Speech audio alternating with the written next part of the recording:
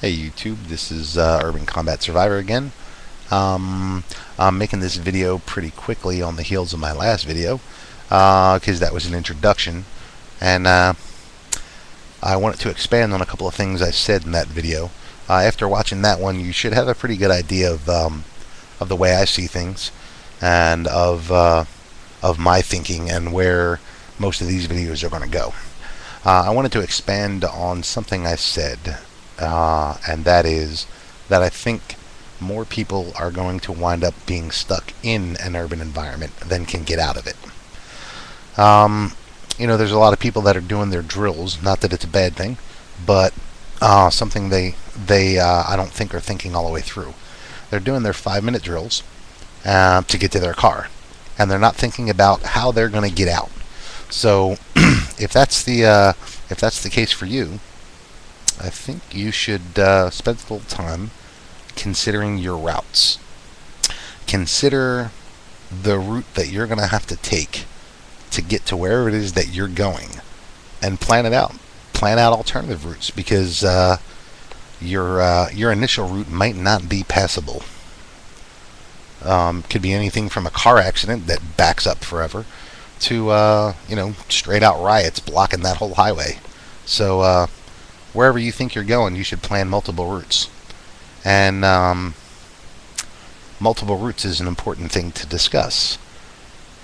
What makes you think you're going to be home? You're doing these 5-minute drills. What makes you think you're going to be home when the shit really hits? What makes you think you spend most of your waking life at work, not at home, or commuting back and forth to work or to other places?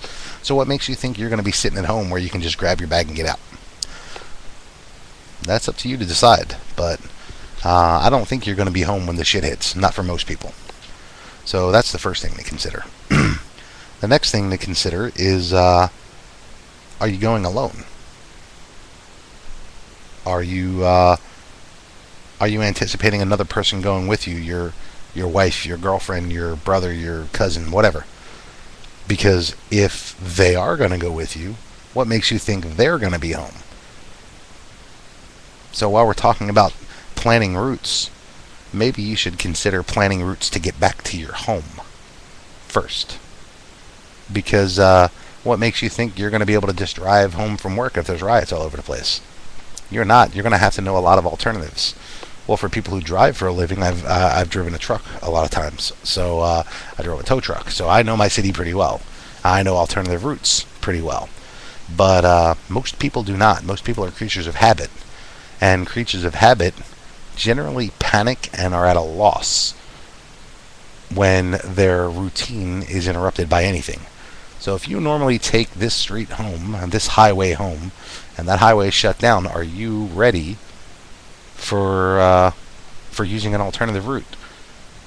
Other people are going to also be using alternative routes. So are you ready for the congestion?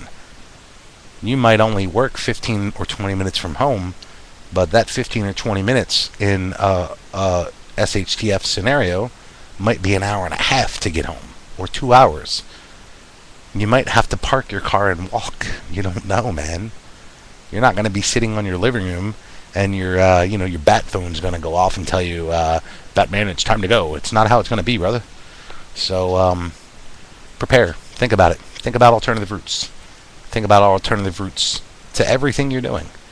Any place that you spend any real amount of time, think about alternative routes. Think about what happens if you can't drive it anymore. What are you going to do then? Can you walk it? The buses aren't going to be running. So if you're planning on using any kind of mass transit, you're probably going to be up the creek, man. Now, let's say that you do get home and you're waiting for your wife or your girlfriend or your brother or your cousin or whoever it is that you're waiting for.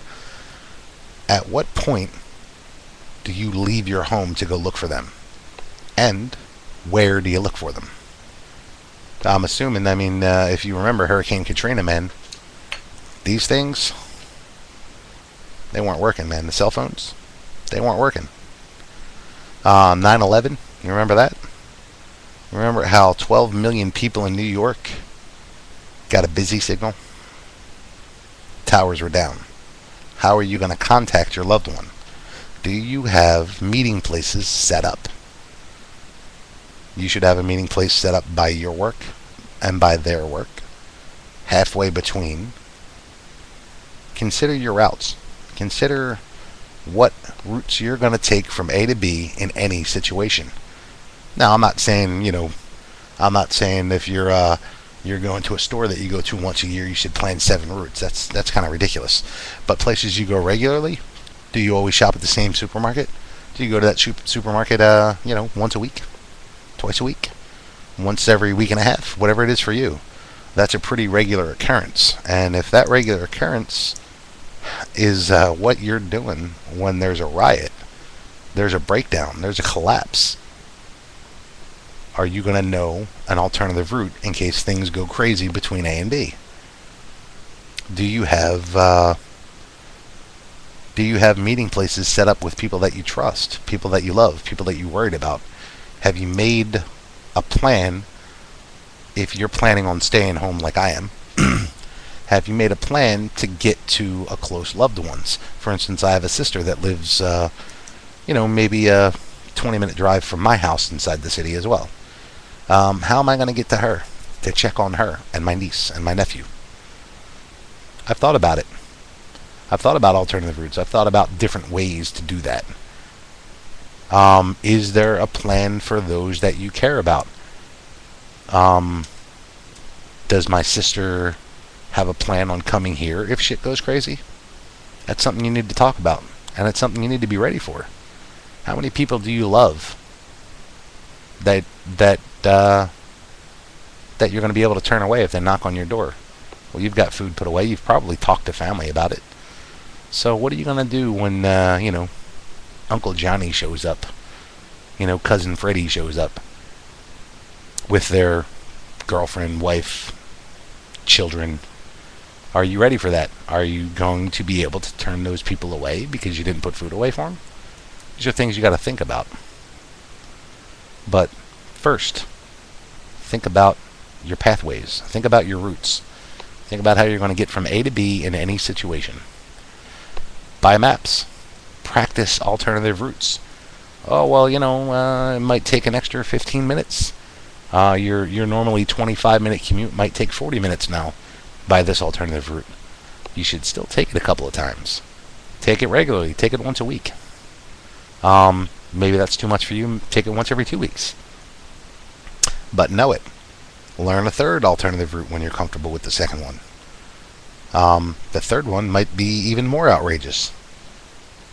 But if shit breaks down, you sure are going to be happy you thought of those alternative routes. So, something to think about, folks. Think about how you're getting from A to B in any situation. Urban Combat Survivor, signing off.